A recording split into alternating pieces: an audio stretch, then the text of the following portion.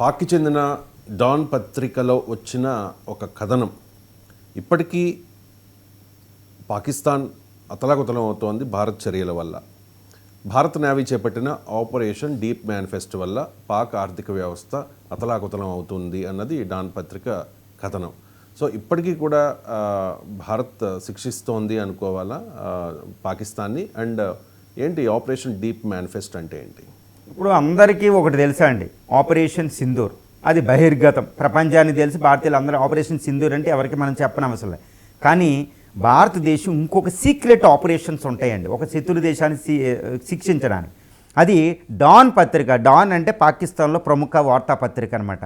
అది ప్రకటించింది ఆ డాన్ పత్రిక ఏమని, ఇండియన్ నేవీ ఒక సీక్రెట్గా ఒక ఆపరేషన్ డీప్ మేనిఫెస్టో అనేది ఒకటి మొదలుపెట్టింది.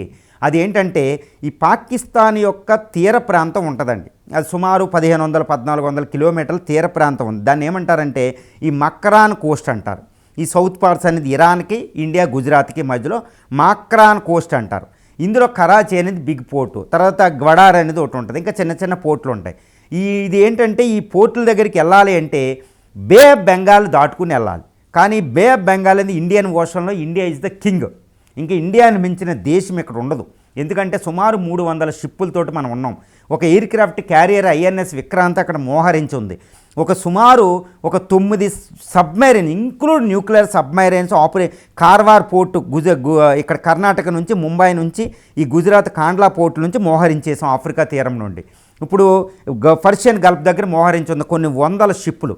ఇవేంటంటే పాకిస్తాన్ని నౌకాదళ దిగ్బంధం చేసిందనమాట అన్అఫీషియల్గా. అదేంటి, పాకిస్తాన్ వెళ్ళి ఎక్స్పోర్ట్ ఇంపోర్ట్ చేసే షిప్పులు, కమర్షియల్ షిప్పులు అనేవి అంత ఈజీగా పాకిస్తాన్ పోర్టులకి వెళ్ళవు. అవన్నిటిని మనం చెక్ చేస్తూ ఉంటాం. మన షిప్లు ఏం చేస్తాయంటే ఆపేసి చెక్ చేస్తూ ఉంటాయి 4-5 రోజులు, 5 రోజులు. అక్కడ ఆయిల్ వెళ్దాం, ఎక్స్పోర్ట్ ఇంపోర్ట్స్ అయిన బియ్యం, బాస్మతి బియ్యం, మసాలా దినుసులు, ఇంకా ఈ కమర్షియల్ గూడ్స్ ఏవి కూడా పాకిస్తాన్ మనం వెళ్ళనివ్వం అనమాట. దాన్ని అడ్డగిస్తాం. దీనివల్ల పాకిస్తాన్ ఎక్స్పోర్ట్ ఇంపోర్ట్ మార్కెట్ బాగా దెబ్బతింది. ఆల్రెడీ అతలాకుతలం అయిపోయిన దాని మీద మూలిగే నక్కపైన తాటిపొండు పడేసాం మన ఆపరేషన్ డీప్ మేనిఫెస్టో ప్రకారం. అది డాన్ పత్రిక ప్రకటించింది. దీనివల్ల పాకిస్తాన్ ఎగుమతులు దిగుమతులు దెబ్బతిన్నాయి. దీంతో పాకిస్తాన్ ఆర్థిక వ్యవస్థ చాలా నష్టపోతుంది. దాని గ్రోత్ రేటు, వృద్ధి రేటు కూడా ఎఫెక్ట్ అయ్యి ఉందన్నమాట. ఇది దాని కన్సర్న్. అంటే ఏంటి, భారతదేశం పాకిస్తాన్ని ఇంకా శిక్షించడం మానలేదు. ఎందుకంటే నిన్న అసీం మున్నీర్ అంటున్నారు, ఆర్మీ చీఫ్, మిమ్మల్ని మేము వదలం, ఇండియాని మేము వదలం, యుద్ధం చేస్తామని. బిలావల్ భుట్టో అంటున్నాడు, వాళ్ళ ద్రార్ అని వాళ్ళ విదేశాంగ మంత్రి అంటున్నారు, షహబాజ్ అంటున్నారు. ప్రతి వాళ్ళు టెర్రరిస్టుల క్యాంపులు మళ్ళీ పునరుద్ధరిస్తుంది. అంటే ఏంటి, భారతదేశ నేవీ అనేది ఇంకా పాకిస్తాన్ శిక్షిస్తూనే ఉంది. అంటే ఏంటి, మనం పాకిస్తాన్ మీద అమెరికా విధించినట్టు ఆర్థిక ఆంక్షలు విధించినట్టే మన నేవీ వెళ్ళనివ్వదు. ఎందుకంటే మనం డామినెంట్ పొజిషన్ అనమాట బంగాళాఖాతం, హిందూ మహాసముద్రంలో. ఎందుకు వెళ్ళనివ్వలేదు? టెర్రరిజాన్ని ప్రోద్బలం చేసి ఒక దేశాన్ని శిక్షించడానికి మనకు ఉంది అంతర్జాతీయ చట్టాల ప్రకారం. అంతర్జాతీయ ఇప్పుడు పాకిస్తాన్ టెరిటోరియల్ వాటర్ అంటారు. అన్క్లాస్ అని united nations conventional law of seas అని ఉంటుందండి, అన్క్లాస్ అని. దాని చట్టం ప్రకారం 12 నాటికల్ మైల్ వరకే పాకిస్తాన్ తీరం నుంచి మనం వెళ్ళం. కానీ 12 నాటికల్ మైల్ తర్వాత అది అంతర్జాతీయ జలాలు అయిపోతాయి. అక్కడ మన షిప్పులు వెళ్ళొచ్చు, ఫ్రీ నావిగేషన్ ఉంది అంతర్జాతీయ చట్టాల ప్రకారం. అక్కడ మన డామినెన్స్ ఉంది, మనం ప్రజెన్స్ అక్కడ ఉంటేనే పాకిస్తాన్ నౌకలు భయపడతాయి. సో మనం ఆపరేషన్ డీప్ మేనిఫెస్టో సింపుల్ అనమాట. చూడండి, మనం 100 షిప్లు ఉన్నాయనుకోండి, పాకిస్తాన్ ఒక షిప్ వెళ్ళాలంటే ఎంత భయపడుతుంది, ఒక కమర్షియల్ షిప్ ఎంత భయపడుతుంది. సో ఇదనమాట. ఈ విధంగా పాకిస్తాన్ని భారతదేశం అద్భుతంగా శిక్షిస్తుంది.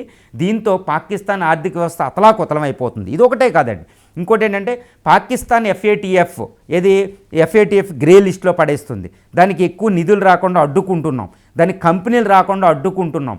సో ఈ విధంగా పాకిస్తాన్ మన మాట వినేంతవరకు ఆర్థికంగా కూడా దాన్ని దెబ్బతీయడానికి ఇండియన్ ఆర్మీ రంగంలో దిగింది. కాబట్టి ఇది ఒక అద్భుతంగా పాకిస్తాన్ శిక్షిస్తున్న, పాకిస్తాన్కి నెప్పు కూడా తగులుతుంది. అందుకని వాళ్ళు కుక్కలు మురిగినట్టు నిజంగా అసీం మున్నీర్ వీళ్ళు టెర్రరిస్టులే కదా, టెర్రరిస్టులని మనం మానవ మృగాలను కూడా పిలవచ్చు అనమాట. టెర్రరిస్టులని ఒక అమానవీయం అనమాట. వాళ్ళని కుక్కల కంటే హీనంగా ఉన్న టెర్రరిస్టులు మనం ఏం చేస్తాం, భారతదేశం శిక్షిస్తుంది. వాళ్ళకి భక్తి లేదు, అంతర్జాతీయ చట్టాలు అనేవి వాళ్ళకి పాకిస్తాన్కి లేదు. అంతర్జాతీయ టెర్రరిజాన్నే చట్టబద్ధం అంటున్నాడు నేను అసీం మున్నీర్. ఇది పాకిస్తాన్లో ప్రమోట్ చేసే టెర్రరిజం అంతర్జాతీయ చట్టాలకి చట్టబద్ధం అనే ఒక పిలుపు పిలిచాడంటే ఆ షిమ్మునని మనం ఎంత శిక్షించాలి. కాబట్టి ఇండియన్ నేవీ ఇంకా రంగంలో దిగాలి. ఈ మొత్తం దిగ్బంధనం చేయాలి, నౌకాదళ దిగ్బంధనం చేస్తేనే పాకిస్తాన్ లొంగుతుంది.